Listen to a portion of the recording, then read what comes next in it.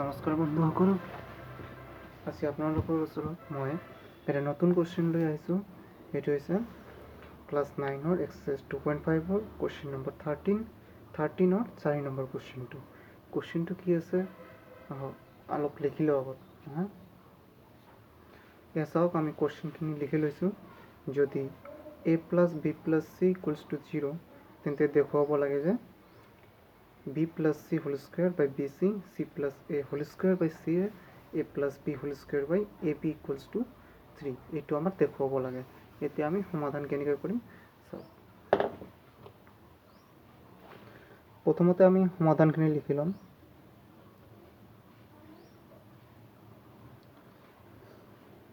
ইয়াত লিখি লোৱাৰ পিছত তাৰপিছত আমাৰ প্ৰথম কামটো হ'ব, ইয়াত যিটো কণ্ডিশ্যন দিয়া আছে, আমাৰ চৰ্তখিনি দিয়া আছে a + b + c = 0, ইয়াৰ পৰা আমি b + c, c + a আৰু a + bৰ ভেলু উলিয়াব লাগিব।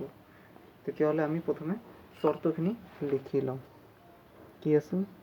a + b + c = 0, আৰু এইটো লিখাৰ আগত ওপৰতে দিয়া আছে বুলি লিখি ল'ব। কি লিখি ল'ব? দিয়া আছে। তেতিয়াহ'লে ইয়াৰ পৰা আমি কি পাম?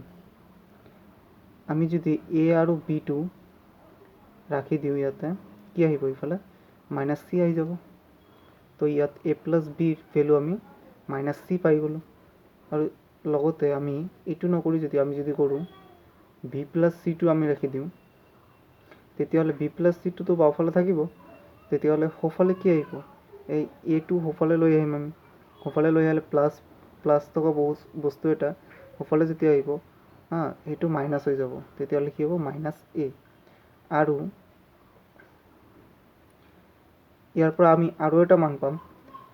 চাওক, a + bৰ ভেলু উলিয়াইছোঁ, b + cৰ ভেলু উলিয়াইছোঁ, আৰু এতিয়া c + aৰ ভেলু উলিয়াম। c + a যিটো আছে, c + a, ইয়াত আমি ডাইৰেক্টলি a + c লিখিম। পিছৰ লাইনত এইটো c + a কৰি দিম। a + c হ'লে এইটো কি হ'ব? -b ওলাই আহিব। ইফালে -b আহিব। a আৰু cটো যদি ৰাখি দিওঁ, bটো থাকে, bটো ইফালে লৈ আহিলে মাইনাছ হৈ যাব। বা আমি এইটো লিখিব পাৰি, a + b = -c, আৰু b + c = -a, আৰু a + c যিটো আছে, a + c আমাৰ ইয়াতে ডাইৰেক্টলি নাই, c + a আছে বোলে। তো c + a কৰি ল'ম। এইটো আমাৰ কি?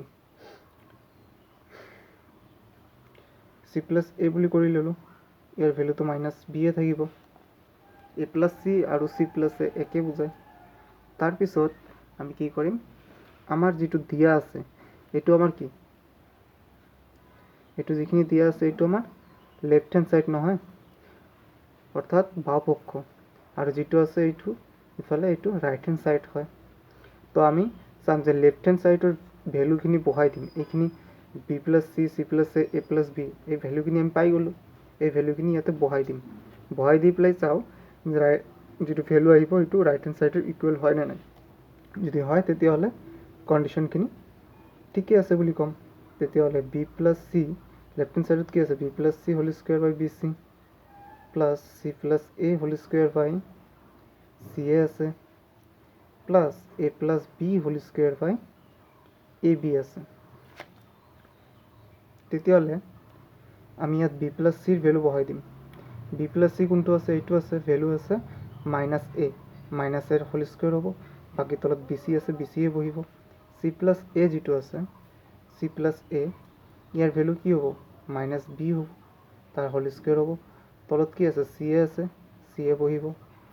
তাৰপিছত ইয়াত a + b আছে, কি হ'ব? এইটো -c হোল স্কুৱেৰ হ'ব। তলত কি আছে?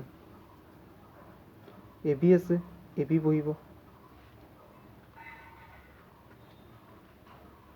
এতিয়া চাওক, -a হোল স্কুৱেৰ, মাইনাছ থকা বস্তু, মাইনাছ থকা কোনো এটা চেইন যদি মাইনাছৰ যদি দুবাৰ যদি মাইনাছ ইনটু মাইনাছ মাল্টিপল হয়, তেতিয়াহ'লে কি হয়? প্লাছ হৈ যায়। এইটো আমি পাইছোঁ নহয়। তেতিয়াহ'লে -a whole square, a whole square কৰিলেতো a স্কুৱেৰ আহিব, কিন্তু মাইনাছ ইনটু মাইনাছ কৰিলে কি আহিব? প্লাছ আহিব। তেতিয়াহ'লে প্লাছটো লিখাৰ দৰকাৰ নাই, প্লাছটো থাকি যাব। একেদৰে আমি বাকীবিলাকত পাই যাম। ইয়াত b স্কুৱেৰ পাম, আৰু মাইনাছখিনি প্লাছ হৈ যাব। ইয়াত কি পাম চি স্কুৱেৰ পাম, মাইনাছখিনি কি হৈ যাব প্লাছ হৈ যাব। এতিয়া চাওক চবৰে তলত বি চি আছে, চি এ আছে, এ বি আছে নহয়। এই ইয়াৰ লছগু কি হ'ব, লছগু হ'ব হয় এ বি চি, কাৰণ এ বি চিৰে আমি যদি বি চিক ভাগ দিওঁ ভাগ যাব, চি এক যদি এ বি চিক যদি চি এৰে ভাগ দিওঁ ভাগ যাব, আৰু এ বিৰে যদি ভাগ দিওঁ তেতিয়াহ'লেও ভাগটো আমাৰ যাব। গতিকে ইয়াৰ লছগু কি হ'ব এ বি চি বুলি হ'ব। এতিয়া বি চিক যদি এ বি চিক যদি বি চিৰে ভাগ দিওঁ কি থাকিব, বি চি আছে নহয়, বি চিটো এৰি দিয়া কি থাকে এ থাকে, তেতিয়াহ'লে এই এটো ওপৰৰ এ স্কুৱেৰৰ লগত মাল্টিপল হ'ব, হৈ পেলাই কি হ'ব এ কিউব হ'ব। একেদৰে চি এৰে যদি ভাগ দিওঁ তেতিয়াহ'লে কি হ'ব, চি আৰু এটো বাদ যাব, কি থাকে বি থাকে, বিটো এই ওপৰৰ বি স্কুৱেৰৰ লগত মাল্টিপল হৈ বি কিউব হ'ব। একেদৰে এ বিৰে যদি ইয়াত আমি ভাগ দিওঁ তেতিয়াহ'লে কি হ'ব চি থাকিব, তো এই চিটো ওপৰৰ চি স্কুৱেৰৰ লগত মাল্টিপল হ'ব, কি হ'ব চি কিউব হ'ব। বাকী ইয়াত এ বি চি থাকিব। এতিয়া চাওক A cube plus B cube plus C cube, ইয়াৰ কিবা ভেলু আছেনে, চাওক আমি আগতে পাইছিলোঁ A cube plus B cube plus C cube minus 3ab equals to 0 হয়। গতিকে এইটো কণ্ডিশ্যন কেতিয়া এপ্লাই হ'ব, যেতিয়া A plus B plus C equals to 0, যেতিয়া এই কণ্ডিশ্যনখিনি দিয়া থাকিব। চাওক A plus B plus C equals to 0 ইয়াত দিয়া আছে নহয়, A plus B plus C equals to 0, তেতিয়াহ'লে আমি A cube plus B cube plus C cube minus thrice A B C equals to 0 পাম। তো একেদৰে আমি যদি A cube plus B cube plus C কিউবখিনি আমি লেফ্ট হেণ্ড ছাইডত ৰাখি দিওঁ, এইটো যদি আমি সোঁফালে লৈ আহোঁ কি হ'ব থ্ৰাইছ এ বি চি হ'ব, কাৰণ ইয়াত ঋণাত্মক সংখ্যা আছে, ঋণাত্মকটো যদি ছাইড চেঞ্জ হয় অৰ্থাৎ সোঁফালে আহে বাওঁফালৰ পৰা সোঁফালে আহে তেতিয়াহ'লে ঋণাত্মকটো ধনাত্মক হৈ যায়, বা ইয়াত যদি ধনাত্মক সংখ্যা থাকে, ইয়াত যেনেকুৱা কৰিছোঁ ধনাত্মক সংখ্যা আছিল, এই চিটো ধনাত্মক আছিল, আমি সোঁফালে লৈ আহিছোঁ বাওঁফালৰ পৰা ঋণাত্মক হৈ গৈছে, অৰ্থাৎ বাওঁফালৰ পৰা সোঁফাল বা সোঁফালৰ পৰা বাওঁফালে আহিলে যিটো চাইন থাকিব বা চিহ্ন থাকিব সেইটো চেঞ্জ হৈ যাব, ধনাত্মক থাকিলে ঋণাত্মক, ঋণাত্মক থাকিলে ধনাত্মক হ'ব। এতিয়া চাওক এইখিনি ভেলু আমি কি পালোঁ থ্ৰাইছ এ বি চি, ইয়াত থ্ৰাইছ এ বি চি বুলি লিখি দিওঁ।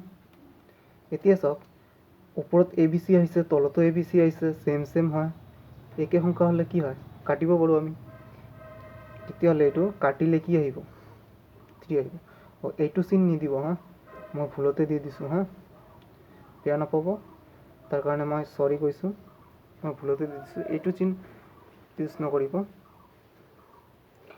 এতিয়া চাওক এই 3খিনি চাওক, 3 ৰাইট হেণ্ড ছাইডত আছে নহয়, এইটো আমাৰ কাৰ ইকুৱেল হ'ল ৰাইট হেণ্ড ছাইডৰ ইকুৱেল হ'ল। তো আমি ইয়াৰ পৰা কি কৰিব পাৰোঁ যে left hand side equals to right hand side, এইটো আমি ক'ব পাৰোঁ।